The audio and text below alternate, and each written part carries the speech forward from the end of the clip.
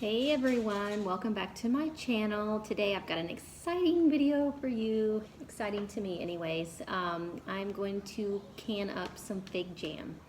So I just want to quickly go over all of the things that you'll need to do that. You don't need a lot. It's fairly simple to do. Just let me take you through real quickly what exactly you will need. So of course you'll need your canning jars. These are pint-sized jars. You can get these from Walmart. A lot of grocery stores carry them. You can order them online. I got this pack. It was like a 12 pack for like $7-8. It comes complete with the 2-piece lid. It's got the screw top part and then the actual lid part that seals. So very inexpensive. And next I have my little jar holder. I don't know if this even what that's called, but so you can grab onto your hot jars when they get very hot. You've got them filled with your hot jam and you're placing them in and taking them out of your canner. So definitely need to have one of these when you're canning anything. I have this little magnetic, it's what I use to lift up the lids. Now I think they changed the rules that you don't have to boil these pieces anymore. I'm pretty sure. I'm still gonna boil mine just because that's what I'm used to doing. So whenever I need to lift this up out of the little boiling water, that's what this piece is for. So, and then the other thing you will need is this little funnel, and these will sit right down in the lids of your jar, and then you just scoop in whatever you need to scoop in and fill up your jar that way without making a mess. Next, for this particular recipe, for usually any kind of jam, it's going to call for quite a bit of sugar. So I do have my sugar here. There are lower sugar recipes that you can use. Just look them up if you don't want to put so much sugar in your jams. And then for the figs, I do need some lemon juice to place in with my jam mixture. So I do have some fresh lemons. Of course, fresh is always best, but if you don't have fresh lemons, just get some lemon juice from the store. That will be perfectly fine too. And then last but not least are the star of the show, or no, this isn't the last thing actually. There's another thing I'll show you here in a minute. But the star of the show for sure are figs. Now, these are figs that my daughter and I harvested right from my own backyard. So I am lucky enough, fortunate enough to have my own fig tree in my backyard. And this is the first year that I've really harvested my figs. And these are what figs look like. Honestly, I can't tell you. I know there's different varieties of figs. I can't tell you what variety that is. But this is the first year. My daughter's the one that actually pointed out to me, Mom, you know there's a bunch of ripe figs on our fig tree. And I went out there and sure enough there were. Because a lot of times in the past few years, like the birds and bees have gotten all my figs before I had a chance to harvest them. So I'm so excited this year. We got quite a few, and there's a bunch more coming on. But I wanted to go ahead and make some jam with these. So I do have my figs. Now my particular recipe calls for, I believe, 5 pounds of figs. And I don't have a kitchen scale. This feels really pretty close to 5 pounds. So I think it'll be fine. I'll probably, if I need to adjust the recipe, I will. Now, speaking of recipes, I do have this, it's called the Ball Blue Book of Preserving, which I absolutely love. I use this all the time, anytime I'm canning something. And there are different ones you can get, but if you don't have this particular book, you can look up anything on the internet anymore. You can find any recipe that you want. So it's, you don't have to have this particular book if you want to can something. And then the last item, very important item that you'll need is a water bath canner. And that's what this is.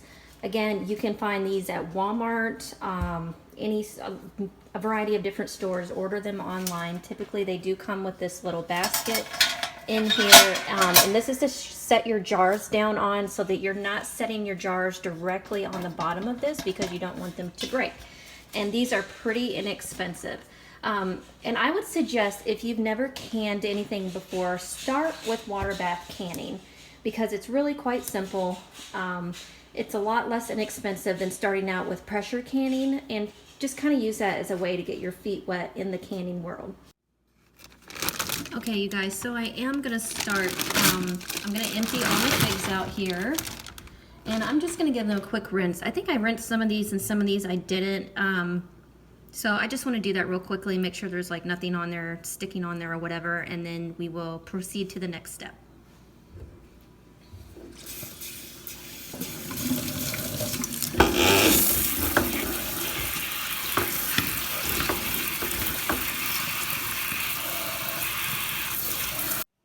Okay, so the next step is to pour some boiling water over your figs and let that sit for 10 minutes.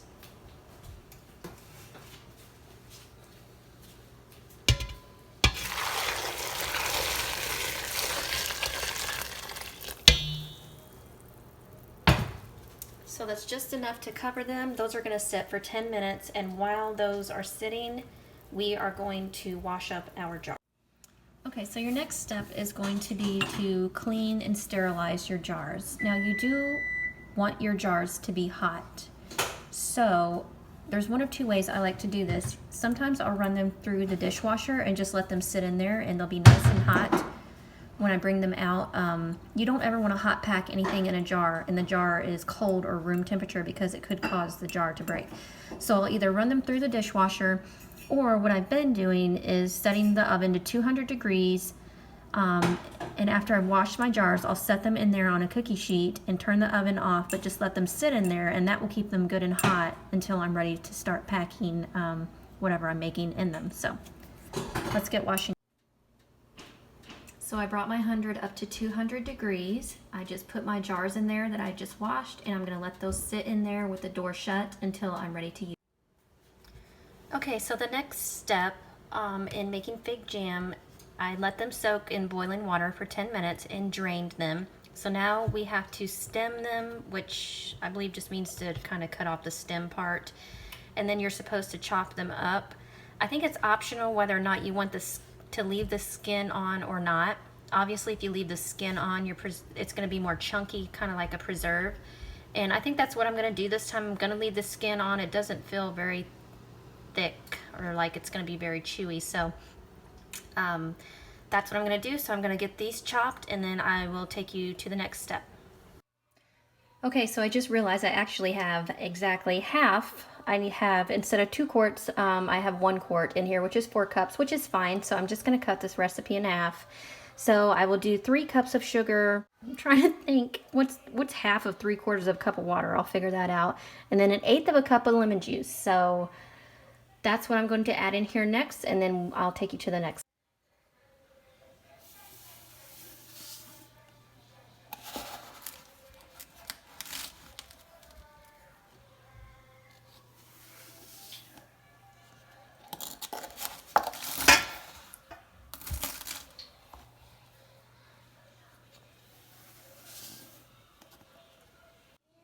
Alright, so now you bring this up to a boil and you want all of the sugar to dissolve, and then you're going to bring it to the gelling point, like to a rapid boil, and basically that just means until it starts to really thicken up. After it gets to the gelling point, you're going to add in the lemon juice, and then you can skim any foam off of the top if necessary. And then we're going to start ladling this into our jars. But I'm going to let this really start to boil and gel up, and then I'll bring you back once I start to fill the jars.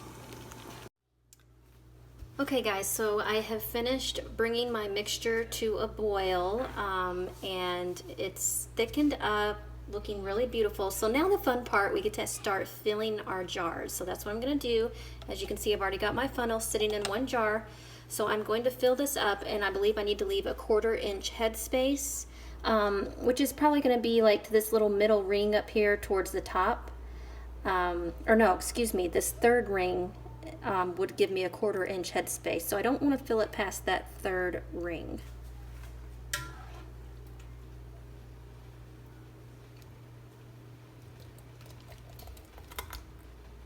And that looks so beautiful.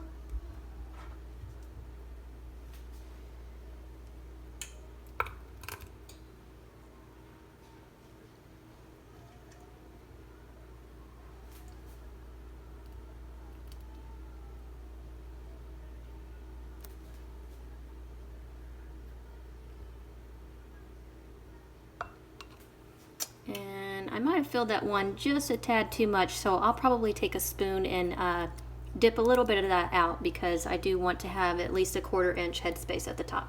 But that's okay, I can fix it.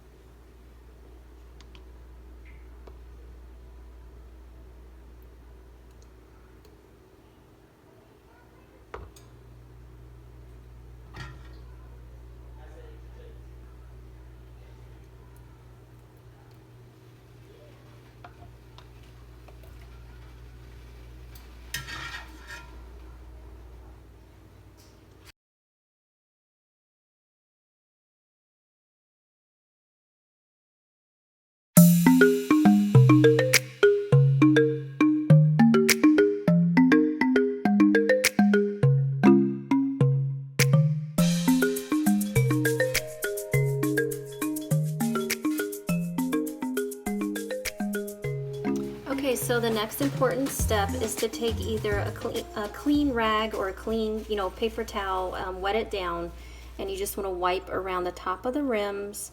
Make sure there's nothing sticky on the rims that it's going to prevent, oop, got to dip that in my jam there. Let me flip that over. You don't want anything sticky to prevent your jars from sealing properly. So I'm just going to wipe around all of my rims. Once you know all of your rims are cleaned off, now it's time to add on your lids. So again, I just simmered my lids this whole time just to make sure they were properly sanitized, and now I'm just going to take them directly out of the water with my little magnetic piece here and set them right on top.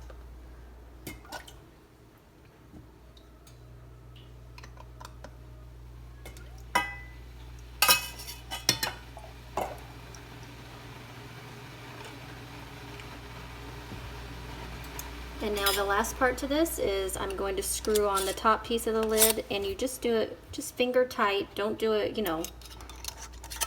excessively to where you'd have a hard time getting it off.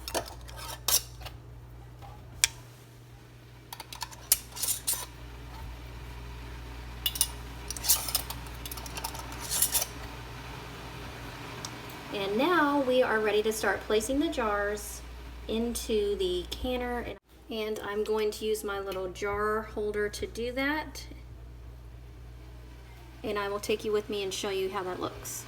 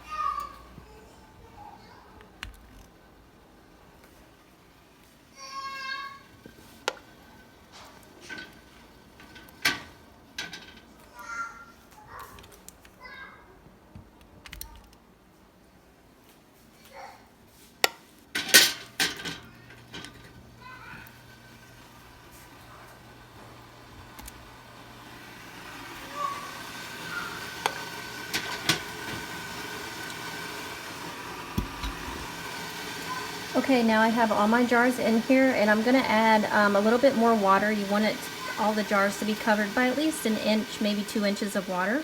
Once this comes to a full rolling boil, at that point I will set my timer, and I believe it needs to cook for 15 minutes, but that is only after it comes to a full rolling boil. So that's what I'm going to do next, and I'll bring you back once it's all completed. Okay everyone, this is the finished product. These turned out amazing. I did sample some that was left in the bottom of the pan. My kids will go nuts for this. They won't last.